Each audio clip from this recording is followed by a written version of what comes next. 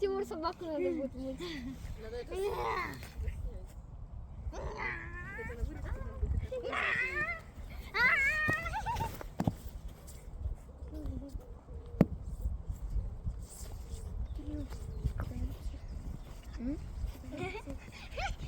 Богдана проси.